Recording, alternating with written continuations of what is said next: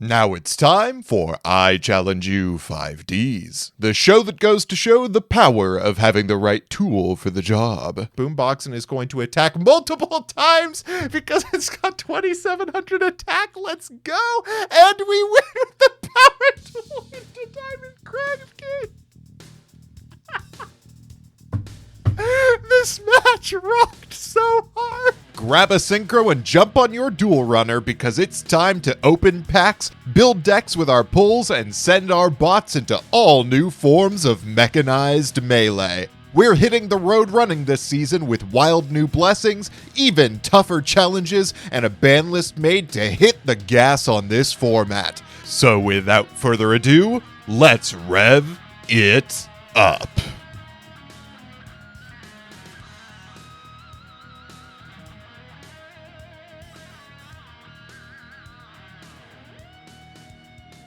And welcome back, kings, queens, monarchs of every element, to I Challenge You, Yu-Gi-Oh! Today, once again, we face both blessings and calamities as Borgerbot continues to surpass expectations. This season has been incredible so far. I don't know if everybody feels the same way, but both of the last two episodes were absolute bangers IMO. And I'm looking forward to seeing that again. Let's spin the Wheel of Blessings. All right, let's see if we can get something we've never seen once before. This is Transmodify. Transmodify is a really interesting item. It's another old one. Transmodify is you know what? Fuck it. We don't have that many episodes of 5Ds. I'm overwriting this. I want to see new shit. We're taking away all the old things. We are only left with the new. I am imposing my judgment upon the blessings. I don't want to see anything old. We got old 3 times in a row. We're here for the new. We're here for the futuristic technology that will lift us all up. We're here for 5Ds. Let's see a new blessing.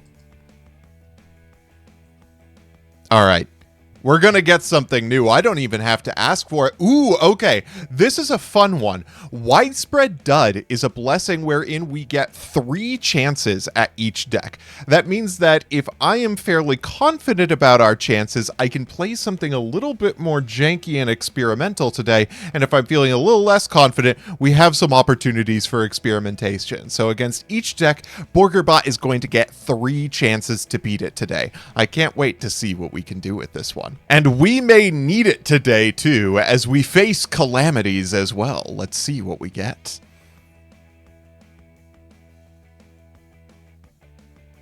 We've got Prohibition.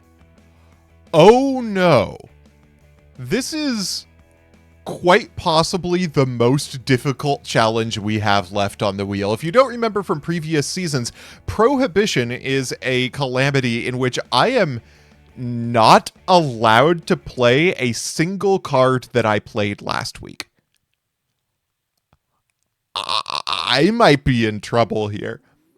I have faith in Borgerbot, though. Let's see what we can cook up today. But before we can do that, let's open our packs. Today, we open the Majestic packs. Majestic Star Dragon came from Stardust Overdrive, and Majestic Red Dragon came from Absolute Powerforce. I honestly hope we don't pull those today, but I do feel very nostalgic about both of them because they were both the sets that had just come out when I was really getting into Yu-Gi-Oh! For the second time. I am very excited to be opening these today. Let's see what we can get. Pack 1 of Stardust Overdrive. Reptilliannes. Reptilliannes are actually genuinely a thing worth looking into for us. We aren't going to be allowed to play Geminis this week because we did play Raptinus and we did play Alias and we did play Gigaplant last week. But we've got a lot of cool Gemini stuff in here, like a Gemini Booster and Gemini Counter, which are both fairly good for I Challenge You. All right, next pack. Yo, that's Earthbound Immortal Kusilu as an ultra rare. Oh no, it's Kakaryua. Okay. Okay, interesting.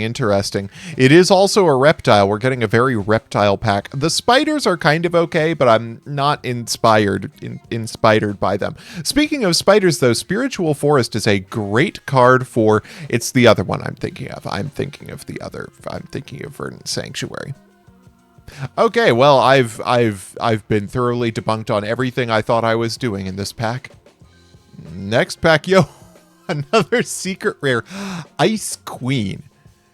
A Junior Journey staple if ever I saw one, but probably not playable for us. Reptillianne Medusa, however, is pretty solid. It does only target opponents' monsters, so we know that we can work with it. Gemini Scorpion. And Gemini Spark. Unfortunately, Gemini Spark is nigh unplayable in this series because the AI can fire it off pretty much any time they feel like. There's a Preparation of Rites. We do have really good ritual stuff in our lineup, so I'm actually not opposed to making use of this card. A pretty decent super rare. There's our first quick draw. Chat has pointed out to me a little bit that this card may not work great for us. Yeah. There's an Earthbound Whirlwind at super rare. It's a terrible card. Okay. Hey, speaking of ritual monsters, there's Divine Grace North Wemco. Divine Grace North Wemco is the source of a hilarious deck from the history of Jank, but it could be pretty good for I Challenge You. Oh, Kawaki Maru's Sea Panther is kind of fun too. Hey, wait, hold up. I feel like this is something. I think we just found a great deck for us to be playing today. That is a second Preparation of Rites. Not bad. Infernal Girlfail Garlandolf. Indeed. Another Earthbound Immortal Revival. No! I think we've seen 3 Reptilliannes Sela, too, which is pretty cool. I'm hoping that we get some Nagas. The Junior Journey staples persist. Hello, Wiriko Charaska. And there's a swap frog. We're not going to play frogs ever because I'm done with them. I've seen too many progression series. I've seen too many frogs. We don't need any more. There's an Explosive Magician. This card's really cool. You can remove 2 spell counters from your field, then target a spell trap your opponent controls and destroy that target. Needs a tuner and a non-tuner spellcaster monster. I think we could make that work. Dark Rabbit. I forgot this was just an era when Yu-Gi-Oh! Randomly printed DM era vanillas. A second super rare Earthbound Whirlwind. This has been a strange episode for super rares. Jin Releaser of Rituals. You don't say. We're a little over halfway through. I have no idea what I'm looking for from this point. I do want to see Reptillianne Naga, but I don't even know if that's in this set or if it's an absolute Powerforce. So yeah, this has been great. Absolutely A+ opening so far. Mother Spider. Inherited Fortune. Getting a lot of Fortune Lady support like we did last episode. Really don't need it. There's a Ritual of Grace though. Ritual of Grace is pretty solid. It just kind of makes your monster untargetable after you summon it. We do know from this that Divine Grace North Wemco is a prep target, so we may be able to just kind of run this as an item to include. Shine Palace. Equipped to a light monster, gains 700 attack. Actually, if we can get a few of these, we could deck build around that. Katoblapos and the Witch of Fate. I always found this a fun card. It's kind of Fortune Lady support. It's kind of cool. Molting Escape, also really solid for reptile strategies, of which we have some very strong ones. Metabo Shark in super rare. Okay. 4 packs left. I'd love to see a couple more copies of Molting Escape. What a weird fucking shark. Why does this thing look like it's played by Benedict Cumberbatch? There's a Yellow Baboon Defender of the Forest. That's kind of a build around. We've got some good beast stuff to work with. Huh. There's another Molting Escape. We love to see it. And for our last pack of Stardust Overdrive, another Kakariwa. The extent to which I am officially tempted to find a strategy where we can play this card is staggering. All right, it's time for the absolute Powerforce, a very, very solid set. Ha! Majestic Red Dragon right off the bat is very funny. Power Pickaxe also is pretty solid. Once per turn, you can select and remove from play one monster in your opponent's graveyard whose level is less than or equal to the equipped monsters and have the equipped monster gain 500 attack until the end phase. Just a fun kind of DD Crow-esque card for some big monsters. Oh, there's a Reptillianne guard now. We also definitely want to see a lot of these. Lair Wire, an additionally very... One monster your opponent controls. Yo, actually, Lair Wire has exactly the correct restrictions on it to make it a good card for I Challenge You. One super rare I'm kind of hoping to get out of this set is Kawakimeru Beetle. If we can get like 1 or 2 Kawakimeru Beetles, I think we're going to have a very strong insect deck on our hands. There's a Burfamit. Power Invader is not bad. This card's pretty okay. And hey, there's the Reptillianne Naga that we were asking for. There's a Saber Hole for all the sabers we're running. Core Blast at rare. Viper's Rebirth, also pretty solid. And hey, look, we got Widespread Dud as our blessing today, and here it is as a card. It's not good in this series. Shield Worm is kind of fun. It's a level 4 insect that it's actually not good. It's a 2000 defender. My sealed showdown brain got to me a little bit there. Hey, Pandaborg's kind of cool though. Oil Man, I think it's gonna be a union time. Hey, there's Drill Synchron. Ooh. Please tell me that that is a sign from the future. There's another Reptillianne guard now. Ooh, and Changing Destiny. This is kind of a cool one. It's just a attack negate plus some weirdness. I'm a big fan of it. Prognosticator. Oh, and in case we want to be very unfun, Consecrated Light. Alien Brain. This is a cool one for reptiles. If a reptile monster you control is destroyed by battle with an opponent's attacking monster and sent to the graveyard, take control of your opponent's monster. And if you do, it becomes a reptile. Very fun card. Shield Wing Secret Rare. Why? Ooh, a Reptillianne Rage can be equipped to anything. Boo. Hey, there's a Gravekeeper's Descendant. Does this target opponent's cards? It does target opponent's cards. Also, Shredder. Also pretty solid. Got exactly the right restrictions on it. We are now officially exactly halfway through the set. Solid? I guess? I think that there are a lot of cards that I have severely underestimated for this series in this set. There's a second Changing Destiny. We love to see it. Hey, there's Codaris. You can send a face-up Umi you control to the graveyard to target up to 2 cards your opponent controls. Send those targets to the graveyard. Fairly solid card. Wait a second. All right, now we are talking. Underground Arachnid requires a Dark Tuner and a non-tuner insect-type monster. If it attacks, your opponent can't activate any spells or traps until the end of the damage step. Once per turn, you can target a face-up monster your opponent controls and equip it to this card. If this card would be destroyed by battle, you could destroy the equipped monster instead. This is a very solid boss monster. I'm not really sure how we build around it, but I bet we can. Ritual Cage. Ooh, and the third Lair Wire. I am going to join with Austin CK in praying to our Lord Codaris for Drill Warrior. No! The second Majestic Red Dragon. Oof. Hey, at least we got 3 Reptillianne Gardna and another Codaris.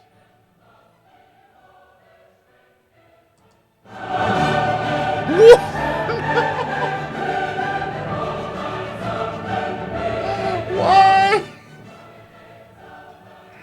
Why must you torment me like this? It could have at least given me the decency of allowing me a copy of Red Dragon Archfiend in order to summon the damn thing.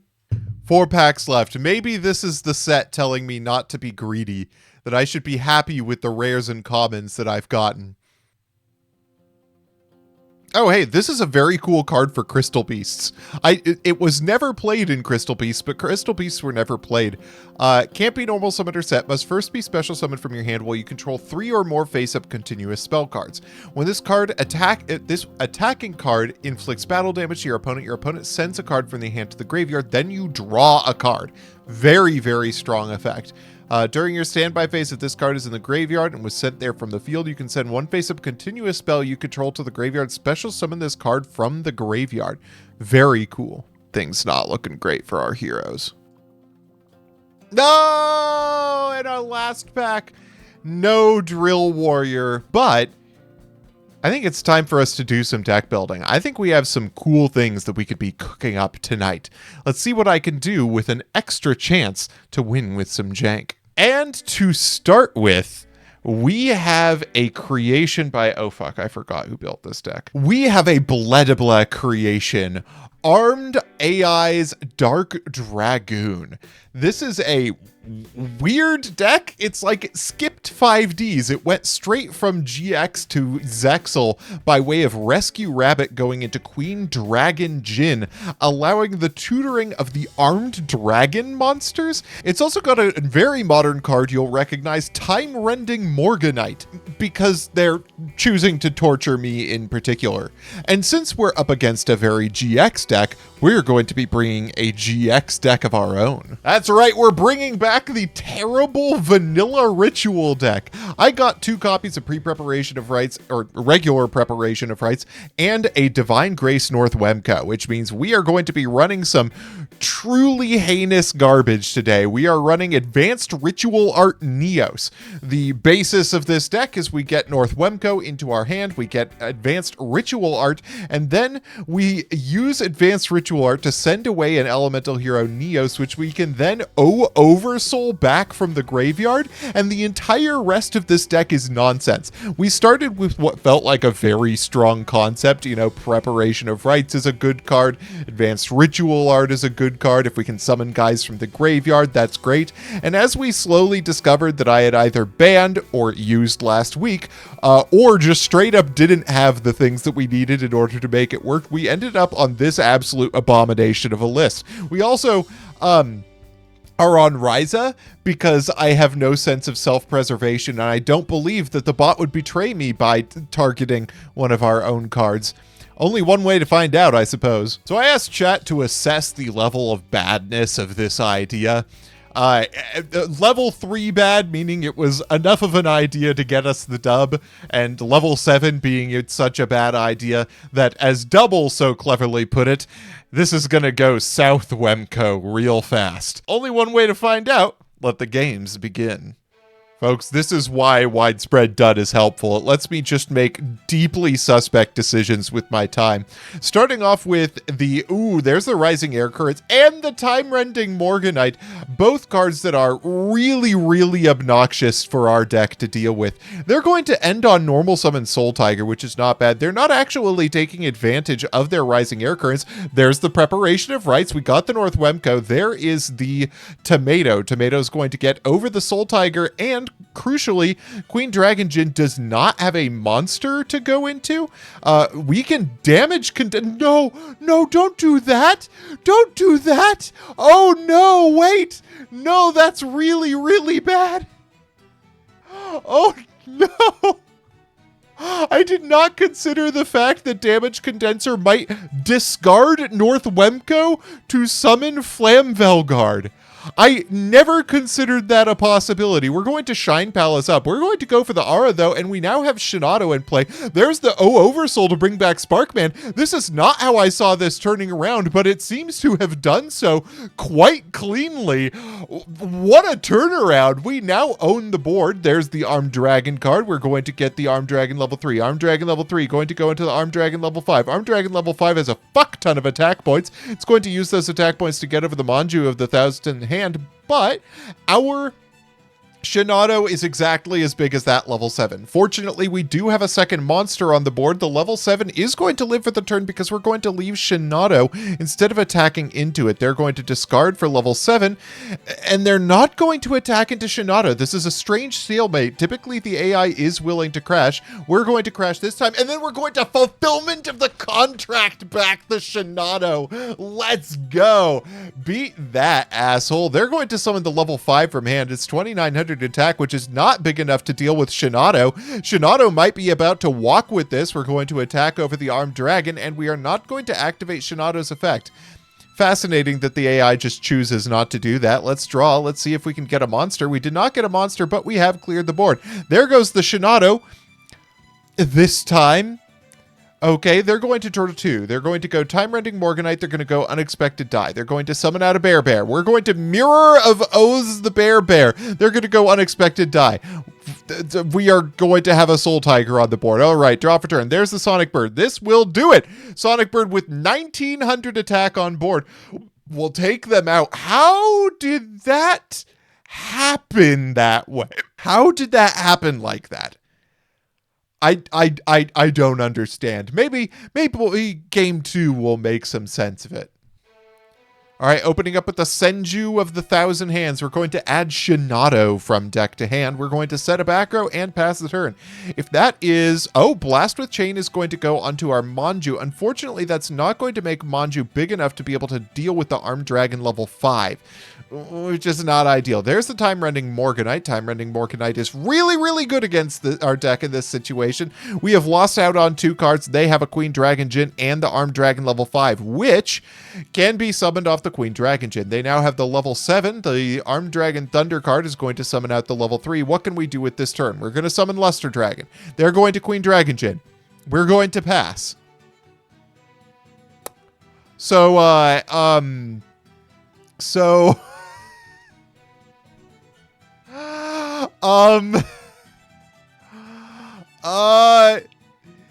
well, I mean, that was bound to happen at least once. We got our brick out of the way. Surely our deck isn't that bad, right? Game 3? All right. Standby phase, main phase. We're going to normal summon Mystic Tomato, set 2 pass. That set 2 pass is pretty good. We're going to skill successor in the draw phase. That's not the best use of that, but skill successor could still help us out in a future turn. Dinotherium's going to summon. Armed Dragon, the Thunder card is going to go, but oh, we do not have the Black Horn of Heaven to deal with the Green Dragon Djinn. There's the Sangan. Sangan will be able to get us out one of our guys, but that's a terrible use of skill successor as well. Maybe that card wasn't as good. Wait, hold up a second. We tribute off the Sangan for the Armed Dragon level 5. I'm not totally sure why we added a Flamvel guard from deck to hand when there are a number of great targets in there, but we've got an Armed Dragon level 5 of our own. They're going to go Time-Rending Morganite, normal set twice. Normal set twice is actually pretty good because it uses up their monsters. We're going to, have a pretty decent board here. We're going to be able to use the Oversoul as the deck was intended to get our Neos and a Luster Dragon. This is pretty good. Armed Dragon Flash is a little bit of a problem. That's going to get the 3, but we've got the Mirror of Oaths, which is going to get beaten by the Armed Dragon Flash. Okay, that's perfectly fine. They're going into main phase. They do not have a monster that is going to be able to beat our board. The 5 is going to send itself for the 7. 7's a little bit of a problem. If we can draw into Shinado, we're in good shape. We're going to discard the Sonic Bird. We're going to normal summon Flamvel Guard. This deck is so unbelievably capable of fucking up with exactly Flamvel Guard. I have never seen a deck misuse exactly Flamvel Guard like this. We'll attack in with the Luster Dragon. That does put them down to a very low life total. If they keep putting monsters that small onto the board, we may be in pretty good shape. There goes the 3 to get the 5. We can survive the turn. They're going to activate the Rising Air Current over Rising Air Current. I'm not sure if we have a card that deals with this in our deck. Maybe if we top deck a Ritual and we have a Senju or a Manju. What we really, really need is for them to make the mistake of normal summoning a Dinky Guy. That's something their deck could potentially do, but it seems a little bit unlikely. We draw for turn. We set a back row and we pass. Oh, so many of my bad decisions are very specifically coming up right now. They're going to go into the Queen Dragon Djinn. We do have the Black Horde of Heaven, but it is a cold consult here that we've got that. Oh, man, we got cooked. I mean, who's surprised, though? That first game was honestly a miracle. We've used up our widespread dud, and boy, oh boy, was it a dud. Let's see if we can come up with something a little bit better for the second match. Okay, this is another Doubl idea, but I've got to try it. This is hilarious. Originally called Wellamom, thanks to a mother spider that unfortunately does not work in the I Challenge You format. This is a Bugwing deck. The purpose here is to make as best use of underground arachnid as we can, as well as Blackwing, Armed Winged. Basically the only two synchros I have left after Prohibition last week. It also makes use of the Verdant Sanctuary we pulled a while back, and the Lair Wire that we pulled to this episode. We could also run Doomdozer. Doomdozer is a very good card against a number of cards in the Armed Dragon deck, and we've got Shura, which can allow us to summon things like our Blizzard from the deck, or even adjust the Blizzard. Oh, Mistral. There's also Mistral. It can summon Mistral. This deck is really, really cool. I've been wanting to see insects in action, and I can't wait to see how this one works. Oh, also my favorite set of cards in existence, Triple Krebens and Telekinetic Power Well. Well, I asked Check if this is gonna go well, Mom. And their options were well enough, which 85% of the vote went to, most of which was Austin CK. 15% of the remaining vote voted for loss. And I'm not going to explain that joke on YouTube. Other things I won't have to explain: how hard Borgerbot's about to take this dub. Let the games begin. Starting off with Borgerbot going first, normal summoning Bora the Spear, objectively the worst Blackwing. We're going to activate Rising Air Current, set a monster, and pass. This is great. The AI seems to have set an Armed Dragon level 3. We're going to go in. No, it's a Rescue Rabbit. We're going to get the piercing off of Bora. I talked shit about Bora, but honestly, that was incredible. They're going to go for the level 3. Level 3 is going to activate its effect during the standby phase to get level 5. Now, this is a problem. Oh, my bodies as a shielded it. Let's fucking go. This was a tech we considered for the last deck, but I decided not to include it because I don't know. There's the Armed Wing. Armed Wing is going to deal a large amount of damage because it gains attack when attacking defense position monsters, and this is a pretty strong setup. Dinotherium's going to summon, activate, give us the Rescue Rabbit. It's going to attack into the Krebens. Now we just have a rabbit.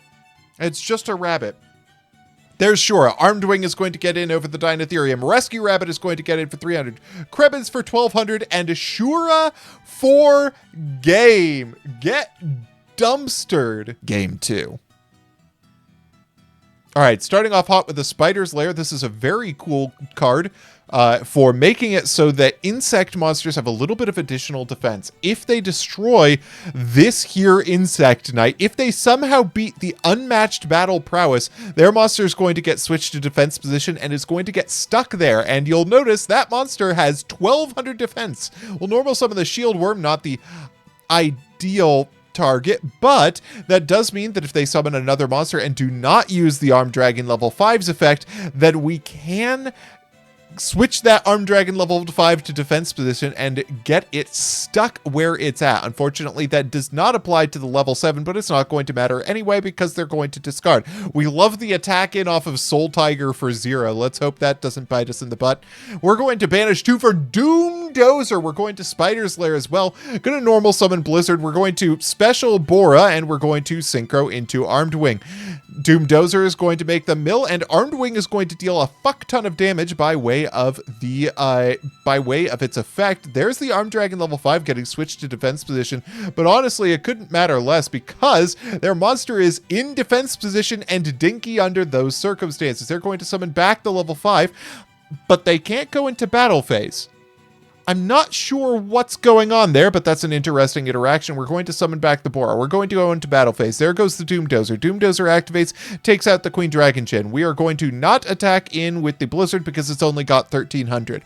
Armed Dragon level 5 is going to gain attack here. Not really sure what's going on. The level 5 is going to discard a monster. The other level 5 is going to attack in for 100. Unfortunately, this does mean that it's going to get negated because the Queen Dragon Jin. Wait a hold on a second. That's hilarious. That's very, very funny that it was negated by the Queen Dragon Jin, and therefore when it sacked itself for its effect, it just died. Amazing. Truly unmatched. HAIgher is going to do absolute nada. This Underground Arachnid is sick to see on the board. Shield Worm is going to send their cards to the graveyard. We're going to activate Spider's Lair just for the hell of it and attack over the HAIgher. Setting a back row. I believe that's Lair Wire, and Lair Wire is an incredible card here. There it is, the Lair Wire to destroy. Oh, wait, it doesn't destroy it.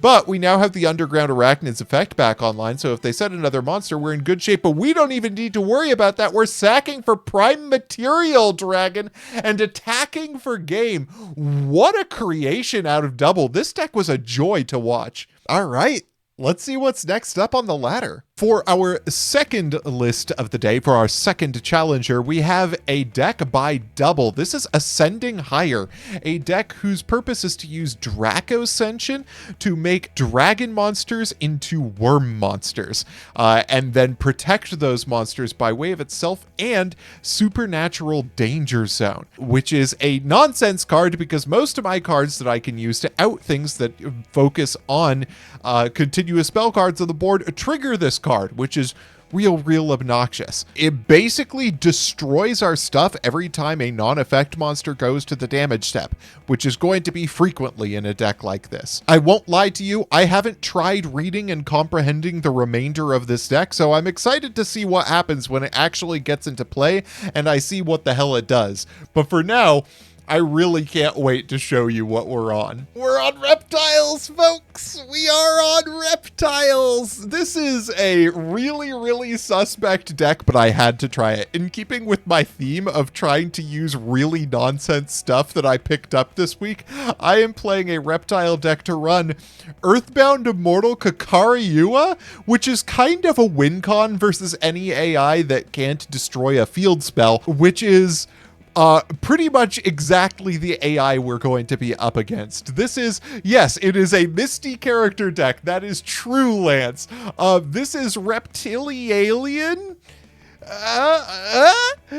Basically the idea here is that Naga is indestructible and damage equals Reptile is just going to get us a bunch of free material that we can use to sack off for Kakariua, and hopefully by way of our 3 terraforming and 1 otherworldly A zone, we're fairly likely to have monsters on the board to tribute off for the Kakariua. I'm not sure if that's actually true, but in theory it sounds great. The reason we're on 3 and 1 for terraforming and otherworldly A zone is because we want to make sure that we draw into otherworldly A zone before we draw into Kakariua, and we don't want to draw into 2 otherworldly A zone because if we activate an otherworldly A zone while Kakariua is on the board, it will kill itself, and that is bad for us. We're also on 3 Molting Escape. This is one of the main reasons to run the deck. It's a card that makes your alien or your reptile monster indestructible once per turn, and then it gains 300 attack each time this card is used. So a very powerful equip spell. And of course we've got Alien Brain and Planet Pollutant Virus just running the gambit of nonsense stuff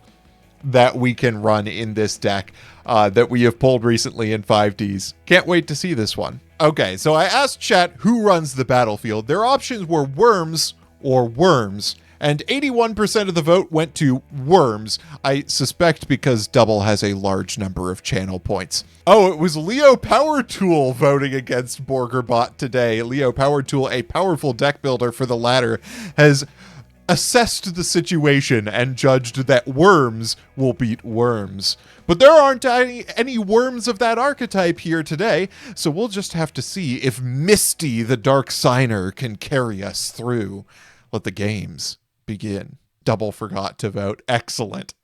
All right, starting off with a dub in rock, paper, scissors for Borgerbot. Historically, that is boded poorly for us. They're going to start by normal summoning Mass Dragon. There's Destrudo. I don't know what Destrudo actually does in this deck other than have a 3k ass. We're going to open with Alien Telepath, equipping Molten Escape, equipping a second Molten Escape. So twice per turn, this Alien Telepath won't be destroyed by battle, and each time it'll gain 600 attack. That's pretty nutty. They're on Destrudo. No, wait, no, hold up, let's talk about this. No. Oh no. Oh, rip. planet pollutant virus biting us in the ass. No, that's okay. We've got Alien Warrior, and Alien Warrior is very good against monsters with A counters. Not to mention, they've Destrudoed twice and are now on 100 life points left. If we can get 100 life points worth of damage in here, oh, that is a Metaphys Armed Dragon, and I have figured out why the Destrudo's there. There's the Shaman of the Tenyi. Shaman of the Tenyi is going to summon back Mystery Shell Dragon. Mystery Shell Dragon is going to get some fucking Shaman of the Tenyi to destroy our Alien Warrior, its own little thing. But wait, Shaman of the Tenyi only has 1600 attack. Get owned. Absolutely devastated. Folks, this is why you don't activate Destrudo. Oh, wow, what can I say? Just truly, the power levels on display in this matchup are unprecedented. The brain power levels are even worse.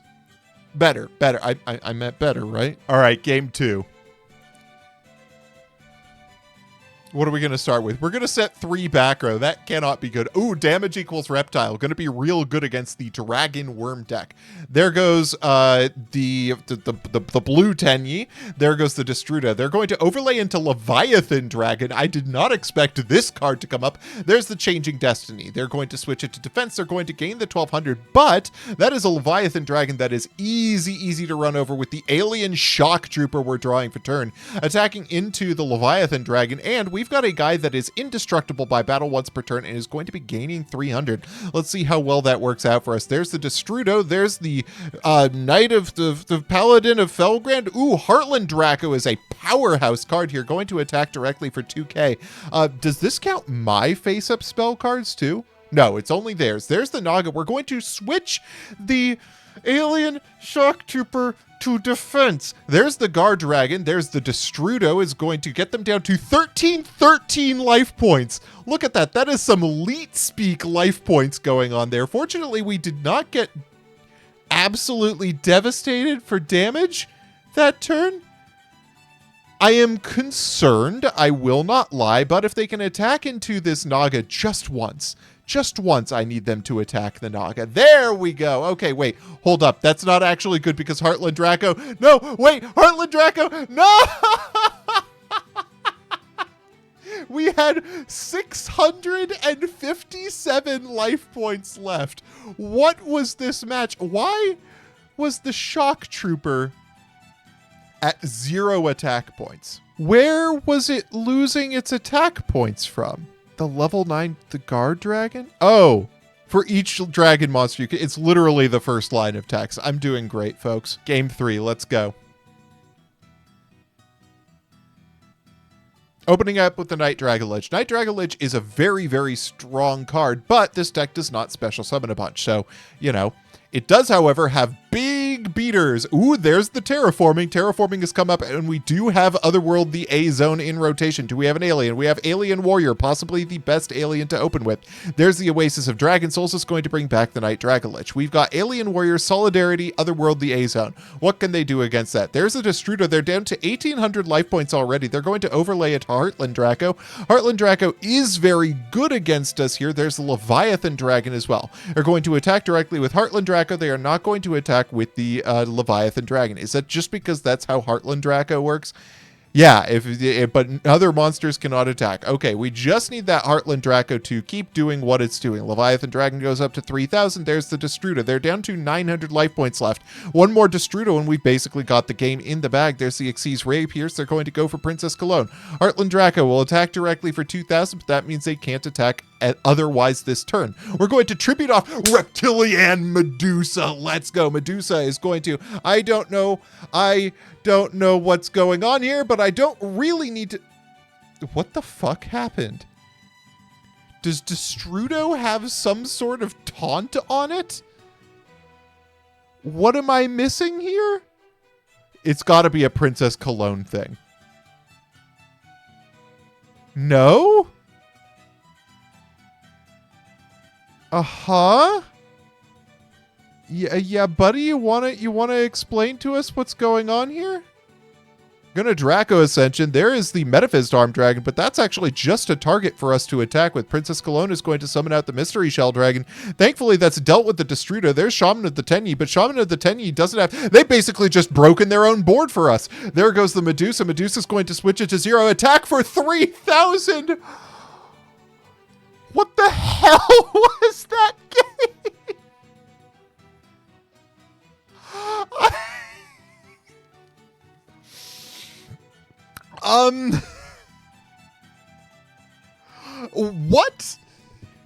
What a bizarre series of events. I genuinely don't know what half the effects were that were at play during those turns. Like, things clearly occurred. And Borgerbot won. But how? This does follow in a long-standing tradition in I Challenge You 5Ds of us just never getting to see our boss monster. Unfortunately, Kakari Yua did not make the cut for this duel. I would have loved to have seen that, but I always love to see what absurdity Borgerbot has in store for us, and I cannot wait to see what absurdity it has in store for us next week. Go forward in humble confidence, my friends, and I'll see you in the next episode.